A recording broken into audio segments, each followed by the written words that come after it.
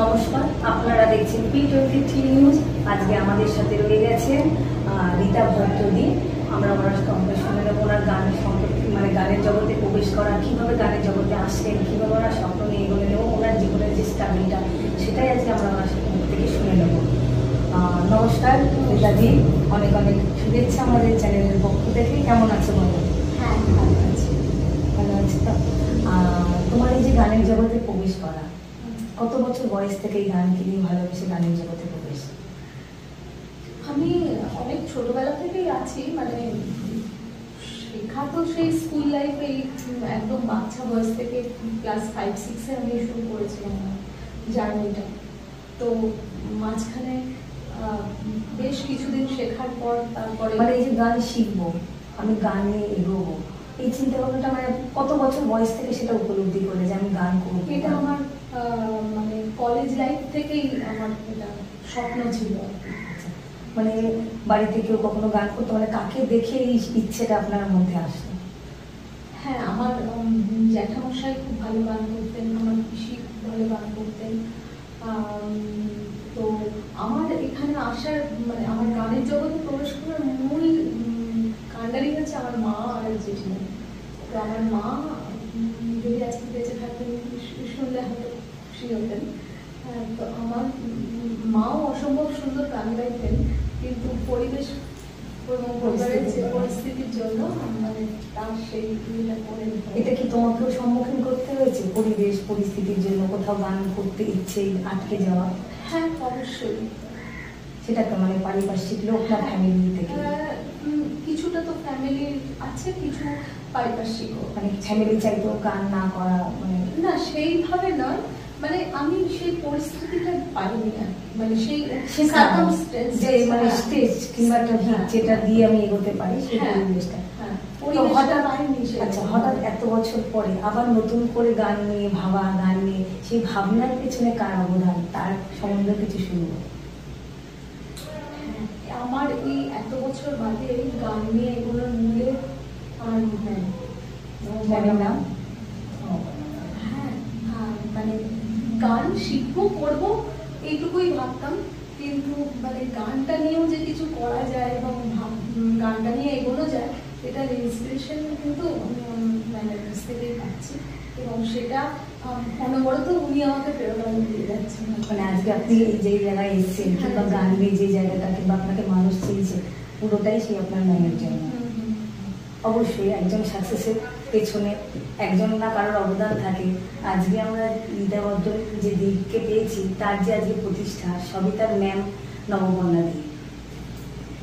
আমি on camera পেছনে ওনার মুখে অনেক প্রশংসা শুনেছি যে আজকে ম্যাম না থাকলে উনি হয়তো আজকে এই জায়গায় আসতে পারতো না, কারণ তার জীবনে অনেক স্ট্রাগল আছে অনেক গল্প। সেই স্ট্রাগল, সেই গল্প সব কিছু বাধা পেরিয়ে কোনো একটা মানুষ যদি তার পাশে দাঁড়ায়, সে যে অনেকটাই এগোতে পারে, সেই গল্পই আজকে আমরা রীতাদির মুখে শুনে নেবো। তার মুখে শুনবো তার সাথে ম্যামের পরিচয়, ম্যাম কীভাবে তাকে ছোট ছোট সেই বাচ্চাদের মতো শিখিয়ে আজকে এই জায়গায় দাঁড় করেছে, সেই গল্পই শুনবো। কিভাবে পরিচয় হলো? মানে আমার সঙ্গে ওনার পরিচয় হয়েছে অ্যাকচুয়ালি আমার এক বন্ধুর মাধ্যমে, ফেসবুকেই পরিচয় হয়েছে ওনার সাথে। মানে সেখান থেকে আমার ওই বান্ধবী ওনাকে অনেক মানে প্রশংসা করেছেন, দেখো কেমন লাগে। তো আমি ভাবলাম যে ক্লাসিক্যালটা থেকে আমি পছন্দ করি আর কি। আর আমি ভেতর থেকে রবীন্দ্রসঙ্গীতটাকে পছন্দ করি, কিন্তু ক্লাসিক্যালটাকে আমি বেশি ভালোবাসি।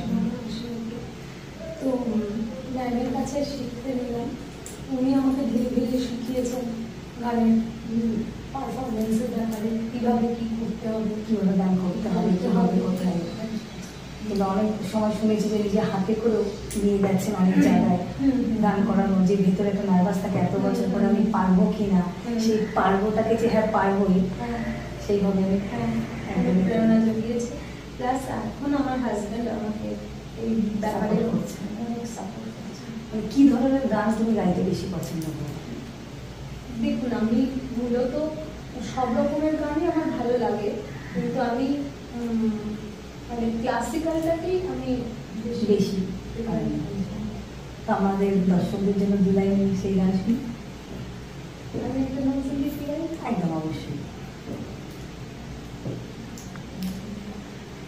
রুমঝুম ঝুম ঝুম রুমঝুম ঝুম রুমঝুম ঝুম ঝুম রুমঝুম ঝুম খেজুর পাতার নূপুরতা যায় যায় যায় রুমঝুম ঝুম ঝুম রুমঝুম ঝুম ওর না তাহার ঘূর্ণি হাওয়ার দোলে কুসুম ছড়ায় পথের বালুকায় কুসুম ছড়ায় পথের বালুকায় রুমঝুম ঝুম ঝুম রুমঝুম ঝুম রুমঝুম ঝুম ঝুম রুমঝুম ঝুম।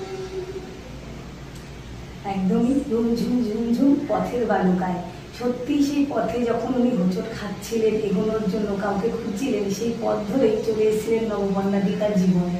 আর সেই নবপর্ণাদির অবদানই আজকে আমরা শুনে নিলাম তার কণ্ঠ থেকে। সত্যি আগামী দিনে অনেক বড় হবে আমরাও আশা করি, কারণ ওনার মাথার উপরে রয়েছে নবপর্ণাদির হাত। এইভাবে এগিয়ে চলবেন উনি অনেক জীবনে। অনেক কথা শুনলাম, তো আগামী দিনে এরকম অনেক মানুষ আছে যারা নিজের প্রতিভাকে প্রকাশ করতে পারে না, হ্যাঁ চাইলেও পাচ্ছে না। তো তাদের জন্য কি বলবে? মানে জীবনে হার বলে কিছু নেই। জীবনে হার বলে কিছু নেই। আমি যদি এই জায়গায় আসতে পারি, আশা করি তারাও আসতে পারবে। কিন্তু আমি এরকম অনেক লোকজনকে জানি যারা তাদের প্রতিভা থাকা সত্ত্বেও শুধু সুযোগের অভাবে আসতে পারে না। আমি চাই তাদের জন্য কাজ করতে। মানে উনি শুধু নিজে প্রতিষ্ঠিত হবে না, আজকে প্রতিষ্ঠিত হওয়ার পরে তিনি সেই সব মানুষের কথা বলেনি যারা এখনো পিছিয়ে আছে, কিংবা তারা তাদের প্রতিভাকে প্রকাশ করতে পারছে না, তাদের পাশেও দাঁড়াতে চান। তো কিভাবে তুমি তাদের পাশে দাঁড়িয়ে সাহায্য করতে চাইছেন?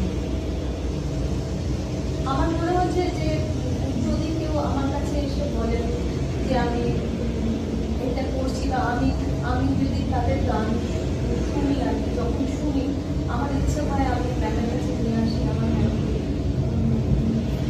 ম্যামের হাত ধরে তারাও তাদের প্রতিভাকে প্রকাশ করে। এইভাবে মানে ঈশ্বর আমরা সবাই মানি, কিন্তু কেউ চোখে দেখিনি। তো নবপর্ণাদি কি তোমার জীবনে সেই রকমই একজন ঈশ্বর? মানে প্রত্যেকে কেউ বিপদে পড়ছে যে আমি পারছি না, প্রতিভা খুঁজতে চাইছে, আজকে তোমাকে সেই ঈশ্বরের কথাই মনে পড়ছে যে নবপর্ণাদি। মানে আমরা ভগবানকে দেখিনি, কিন্তু আমরা শুনেছি উনি কোনো না কোনোভাবে আমাদের জীবনে আসে, সেই জায়গাটা তৈরি করে দেয়। তো নবপর্ণাদিও কি তোমার জীবনে সেই রকমই কোনো এক ভগবান?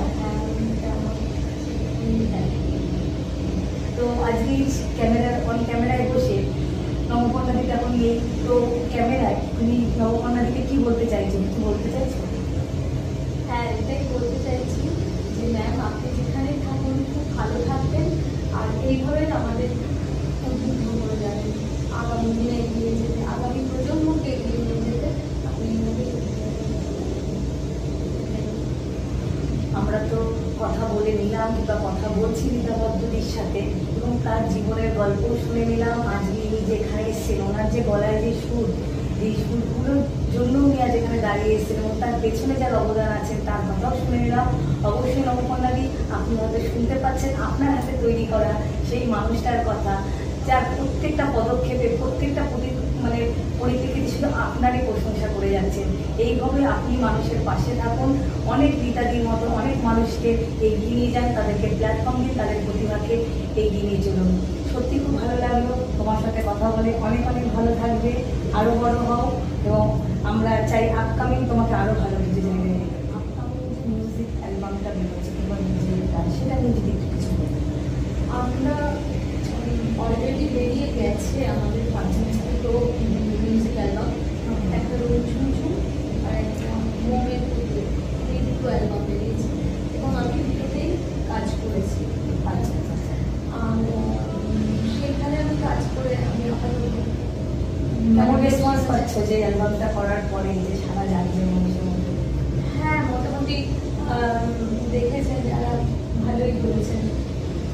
মানে এই যে কাজ করা, তারপরে প্রশংসাটা কেমন লাগে সেগুলো শুনে?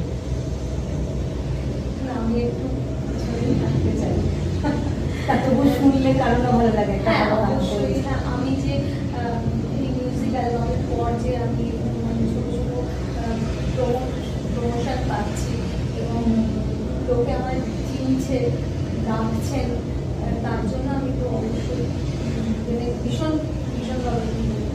আপকামিং কোনো কিছু লঞ্চিং কিংবা কোনো শোয়ের জন্য আপনার কোনো আপাতত নেই, কিন্তু ভবিষ্যতে কথাবার্তা চলছে। চলছে। অবশ্যই এইভাবে এগিয়ে চলুন। খুব ভালো লাগলো, এবং আপনার অ্যালবাম আমরাও শুনছিলাম, সত্যি খুব ভালো হয়েছে। দর্শকদের জন্য বলবো আপনারাও দেখুন, শুনুন এই দিদির গান, এবং সেখানে শুধু দিদির গান নয়, বহু মানুষের বহু সঙ্গীত শিল্পী আছে, আপনারা অবশ্যই যান, দেখুন, আশা করি